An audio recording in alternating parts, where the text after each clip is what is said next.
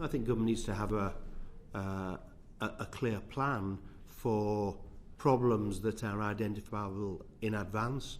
I think football needs to have a clearer plan, and I think policing needs to have a clearer plan. Everything that happened, in my view, was highly predictable, and not the specific of banning the Israeli fans, but the public interest, because you have a group of people who very openly and democratically want to prohibit Israeli clubs, football clubs or other sports clubs, playing in this country. So there's going to be a political protest, and that's not just the situation in this country. And you have an Israeli club that's got supporters, and they're going to want to play. So the potential for this being a different kind of problem was obvious to me, and I'd have thought obvious to everyone.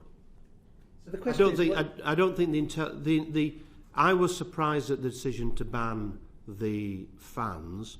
I don't think that was the most appropriate decision, nor the most sensible decision in the circumstances. That's got nothing to do with politics. That's got to do with the practicalities of how you avoid conflict in a conflict situation.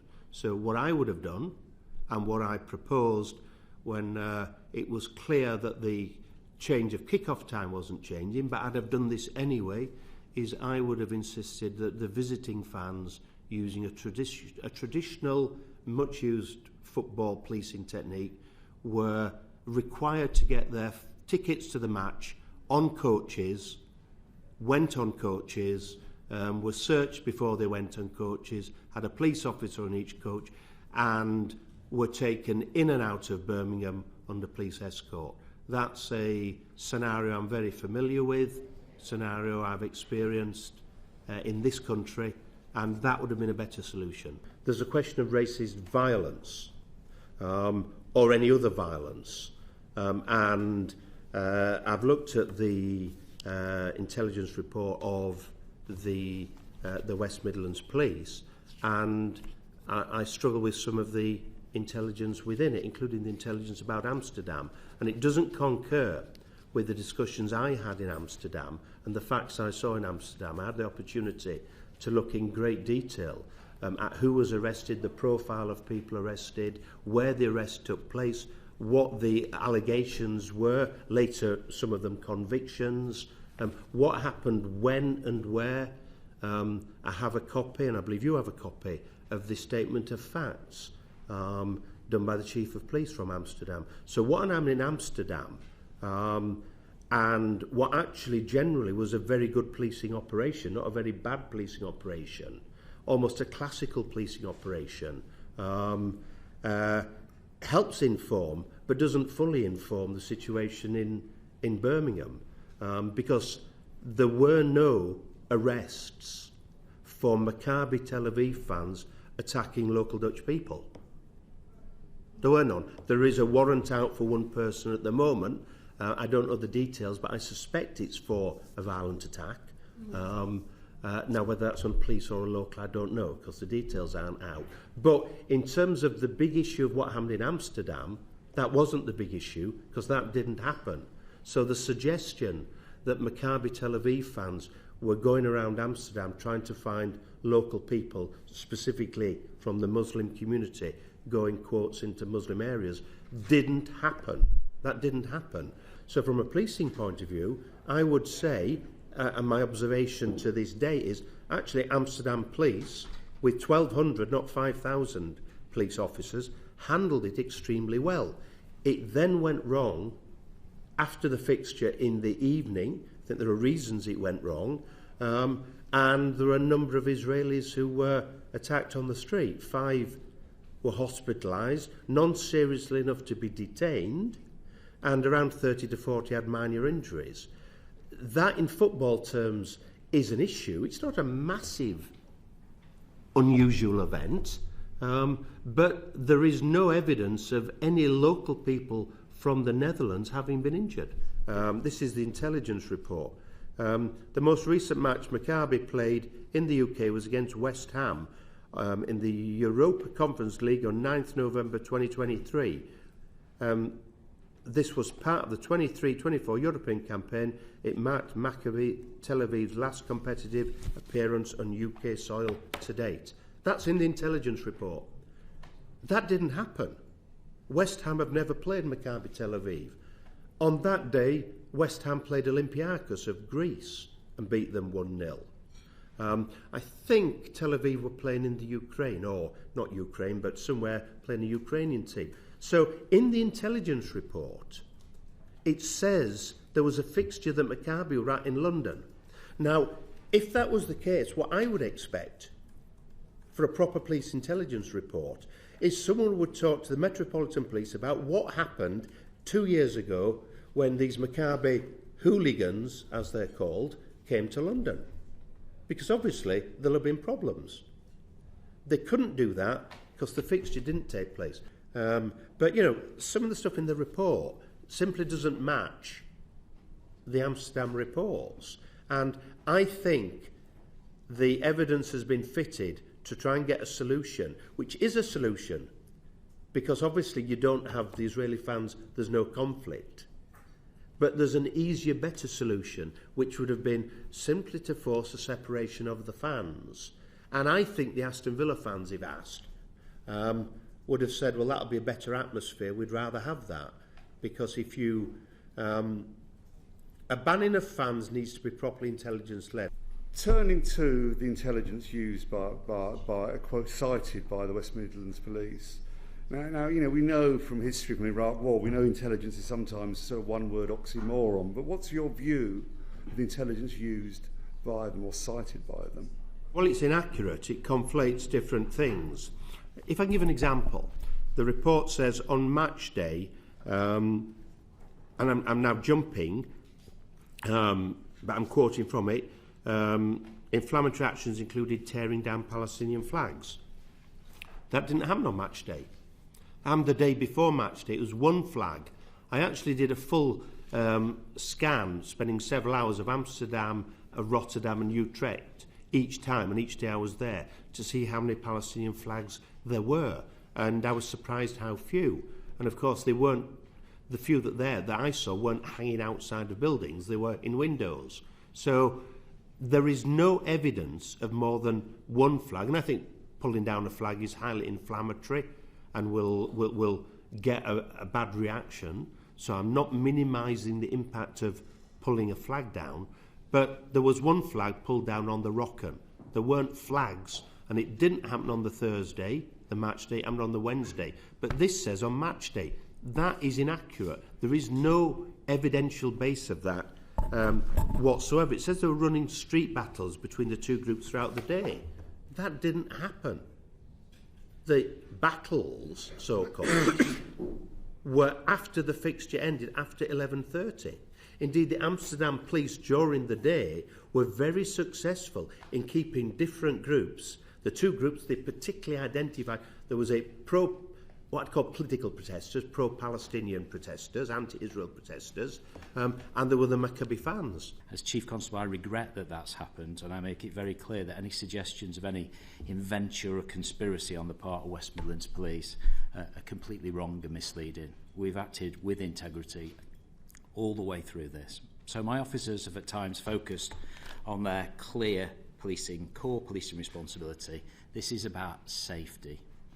And from the get-go, the command team that was appointed are all fully accredited. They're very familiar with policing football events and public order events. On Wednesday, the 1st of October, and this is very important, is that I sat down with the Chief Inspector, who is our planning expert, who had spoken to the 3 Dutch police commanders. And this really, panel, is where the difference occurs between what Lord Manners said and the information that was provided to the Chief Inspector. And the information provided from the Dutch was very, very clear in terms of they reflected on the days before, during and after the match. As a result of the clashes between the Maccabi ultras and the local Muslim community, the police in Amsterdam... We'll stop in a moment. This is what question 7. Yeah, exactly. So, yeah. Police in Amsterdam were very stretched, particularly the day before, because they hadn't assessed the match as being high risk from their perspective.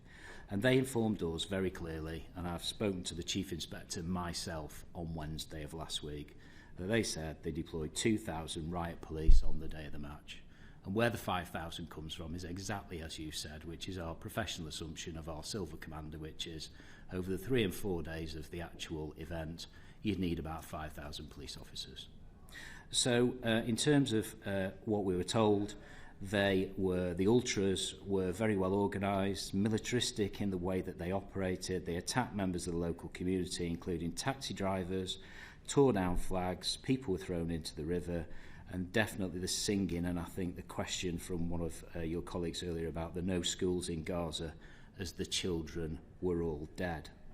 They further stated that this group specifically targeted the local Muslim community deliberately. So the main thing I wanted to say in conclusion was that the decision to restrict the away fans was based on a very careful assessment.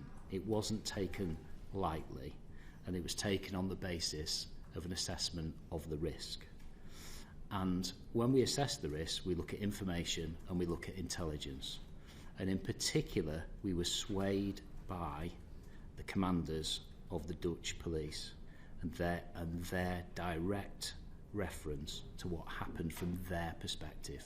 Not my perspective, not Lord Mann's perspective, but their perspective to our Chief Inspector, who was on that meeting. Chief Constable Guildford, are you claiming that the intelligence you just cited is accurate? Are you still claiming that?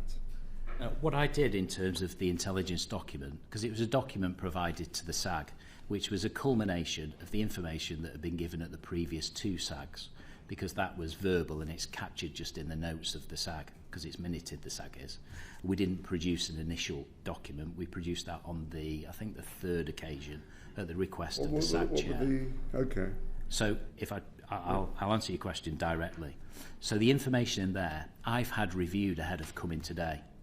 And Lord Mann is absolutely correct. Within my narrative that I've compiled over the weekend, the one assertion in relation to the West Ham is completely wrong. That's as a result, I'm told, of some social media scraping that was done, and that is wrong. That was one element in a document which was 8 or 9 pages long. But the key tenets in the document. So you did what? An AI search, and you got something about West Ham and just whacked it into the. No, not at all. We do a very comprehensive assessment. Some of that we get from partners, other football clubs, the UK policing unit, our own intelligence collection, and we also search through social media to see what's trending, what are the posts, who's following the posts, etc., etc. So it was as a result of that. But I say very candidly, that element was wrong, but that element had no material impact on that document whatsoever. Did it not go to your whole attitude that you were just looking for something and whacking it down? Why didn't you talk to the Met about this fictitious West Ham match? The reason that we didn't talk to the Met is because, well, I believe that particular piece of information which was wrong, which we placed on that document, was irrelevant. And in terms of your first question to me, we've taken a careful approach. We haven't taken a cavalier approach, and we haven't tried to make anything fit. We've given the information we were asked to provide. Back to my question, are you asserting the intelligence you talked about from the Amsterdam match, are you asserting all of that is still true? Or are you asserting the intelligence was flawed? I have no reason to doubt the integrity of my Chief Inspector or my other commanders who were involved in this process, and in particular the Chief Inspector that spoke to the 3 Dutch commanders. So why are the Dutch commanders saying something different then? Why are the Dutch police saying something different? Why is the Mayor of Amsterdam saying something different? Why is Lord Mann saying something different? Are they all lying to us?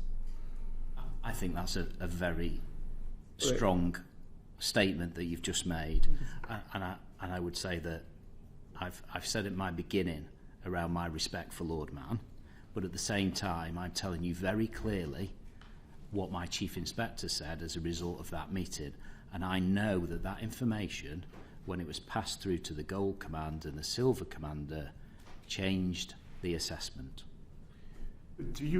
Are you accepting the intelligence as a correct view of the facts, or are you saying, are you just saying that was the intelligence you received? Which of those two things are you saying?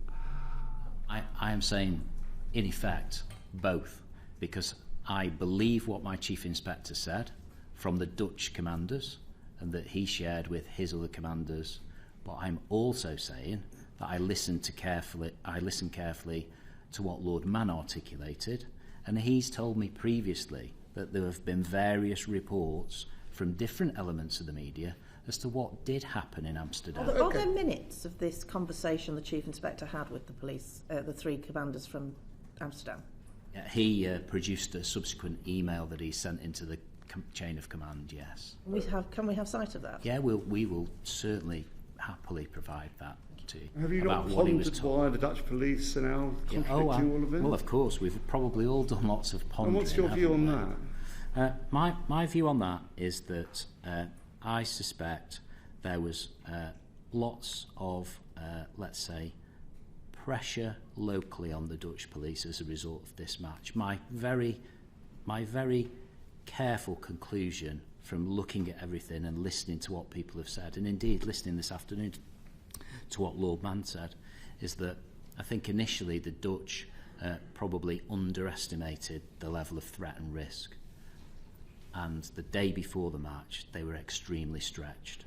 The day of the match, they deployed an absolute abundance of riot-trained police, and I think the whole incident left them in a position whereby they hadn't anticipated the level of disorder, and also in terms of one side's approach. Didn't happen. Are you saying they're now in denial?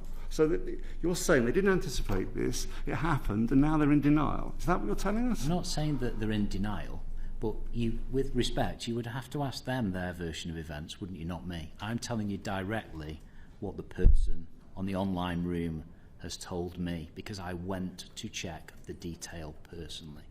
Can I ask, what intelligence did you seek from football policing security bodies in Israel? So all of our liaison with Israel was through the UK FPU, and we had no response. And did you seek intelligence from Europol? Again, that's all through UK FPU. They effectively facilitate our communication, contact and gathering of information from other forces. You did seek intelligence from them? I personally didn't say speak to Europol, but we do liaise with UK FPU, who are very clear around the key stakeholders that we should be liaising with. So you did seek intelligence from UK PFU?